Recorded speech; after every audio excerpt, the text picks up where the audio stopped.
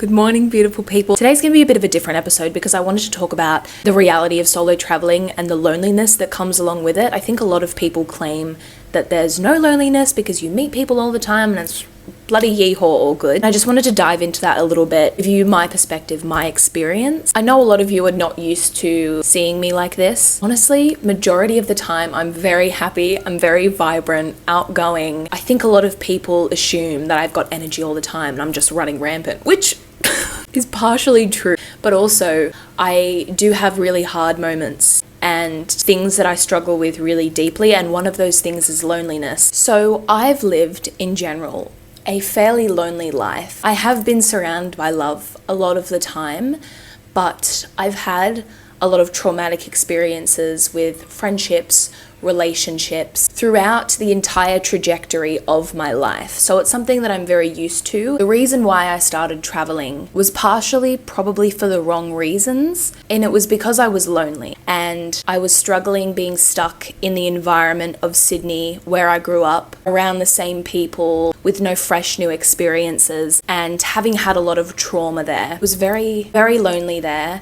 and I thought that traveling could really broaden my horizons, but also allow me to escape from that life and have an excuse to say, well, I'm solo traveling, you know. That's why I don't have a lot of people. That's why I don't have many friends, because I'm always on the road and I'm always moving. So there was kind of an undercurrent of that trauma and bad reasoning to start my solo travel journey.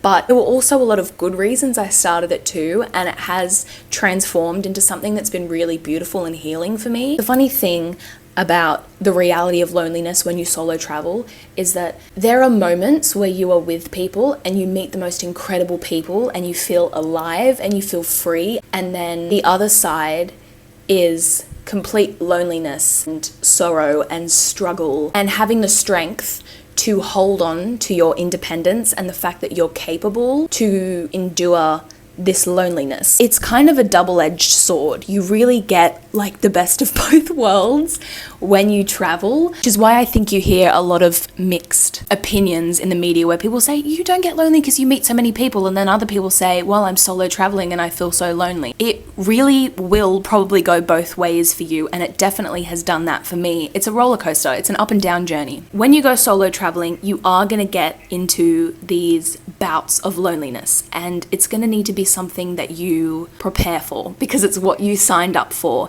Solo traveling is inherently lonely. It's solo. Like, hello, it's called solo traveling for a reason. And when you're in those moments, you need to let yourself feel them. It's a part of the process of solo traveling. It's not easy, but you will make it through it.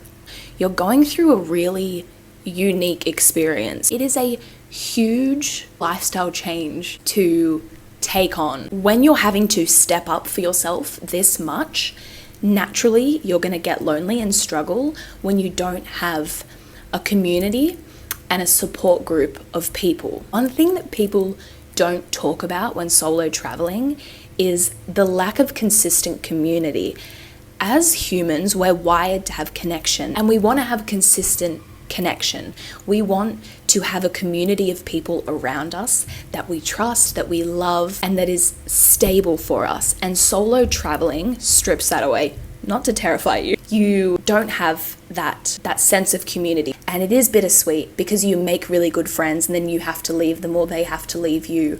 But it means that you have made so many more important connections. So, of course, there are ways to deal with the loneliness. The first way to deal with it, like I stated before, is that you just have to feel it, and you just have to feel it through. Sometimes it's helpful to kind of dissect those emotions.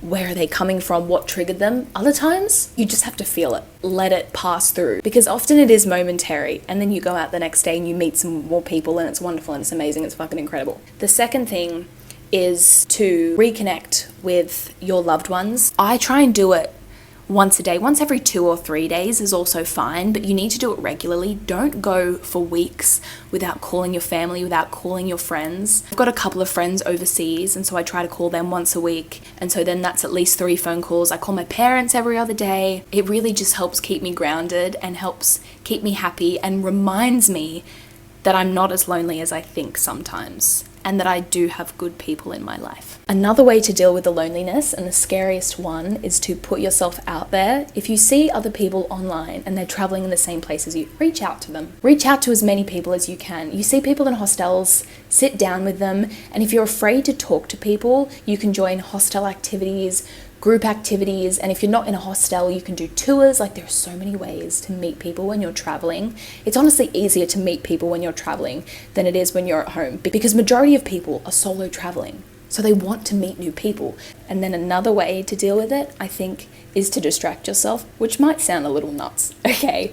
I don't mean distract yourself from the feeling. Like I said, feel the feeling, but keep yourself busy. If you have a lot of days when you're doing nothing, you will find yourself really emotional and lonely. If you're just cooped up in your room, things like that, you need to have refresh days. Like today for me, I'm at home, I'm on my period, I feel awful, as you can see and probably tell. I'm staying at home today, and that's okay. I'm having a refresh day. I'm gonna go back out tomorrow. When you're not doing anything, that's when you feel lonely all the time. If you're not out around people. I think this is the fourth one and the last one. Make sure that you're not traveling to burn out. Last year, around like 6.5 months, maybe 7 months, I was so burnt out because I had just been moving. It was like every 4 days, 5 days, I was up and moving to the next place. And as beautiful as solo traveling is, it gets really exhausting. And so if you're at the point where you're so burnt out that you can't even leave the house, or you can only leave the house for a few hours, which is all that I could manage, you need to take a break, or you need to do some slow travel. Stay in one place for a month.